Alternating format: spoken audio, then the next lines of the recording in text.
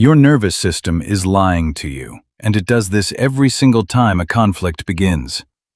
The moment tension rises, your body sends a signal that panic equals danger and calm equals weakness, and you believe it, because that is the trap. You clench, you rush your words, you either attack or freeze, and you call this readiness. It is not readiness. It is your body hijacking your mind before your mind has a chance to think.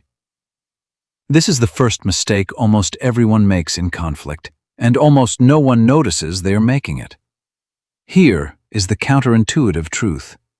The most dangerous person in any confrontation is not the loudest one. It is the one whose body stays quiet while their mind stays sharp. That state is not a personality trait. It is a switch. And there is a physical protocol buried in basic human physiology that flips this switch in under 20 seconds without a single word spoken to your opponent.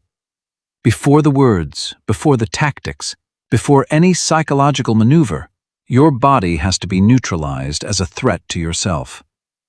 This is not meditation. This is not breathing for relaxation.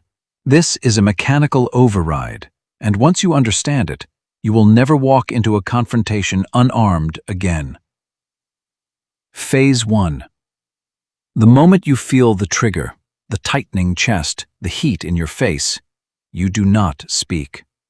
You inhale once through your nose, slow and deep, filling your lower lungs completely. Then, without exhaling, you take a second, short, sharp inhale through the nose, right on top of the first one. This double inhale is not a technique you invented. It is a reflex your body already performs when you cry, when you finally exhale after holding tension for too long. You are simply deploying it on command, instead of waiting for your body to use it against you.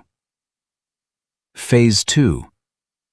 You exhale, long, slow, controlled, through your mouth, as if you are letting go of something heavy, without announcing that you are letting go of anything at all. Your opponent sees nothing but a person who did not flinch. Internally, this exhale is doing the real work. It is telling your nervous system that the emergency is over before your mind has even decided how to respond. This is behavioral physics, not willpower. You are not calming yourself down through effort. You are shutting off the alarm at its source. This is the exact point where most people quit building their armor, because they think one technique is enough. It is not. A shield with one plate still leaves you exposed.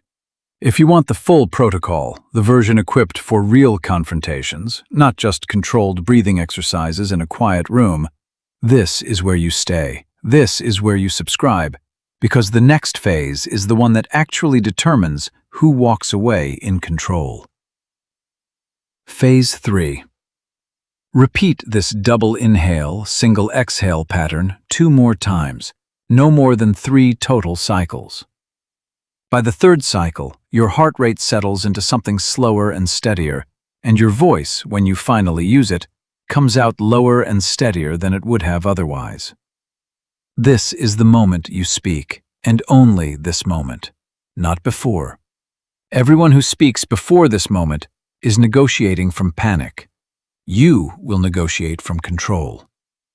Here is what makes this a weapon and not just a wellness trick. Most people believe that whoever reacts fastest wins a conflict. That is false, and it is a trap laid by your own instincts. Whoever regulates fastest wins. Speed without control is just noise. The person who takes 20 seconds to breathe before responding looks to everyone in the room like the only adult present. That perception alone changes the entire matrix of the interaction before a single argument is made. Do not confuse this with hesitation. Hesitation is doubt. This is calculated delay, and there's a difference your opponent will feel, even if they cannot name it. When you finally speak after those 3 cycles, keep your sentence short. Something as simple as, "I hear you, and I am not going to respond to that right now," is enough. You are not required to explain your calm. Explaining it gives away the mechanism. Keep the mechanism invisible, and it stays effective. Your mind is not a battlefield anyone else gets to occupy without your permission. Every time you let your breath answer before your ego does, you are not avoiding the fight. You are choosing which fight you actually have to win.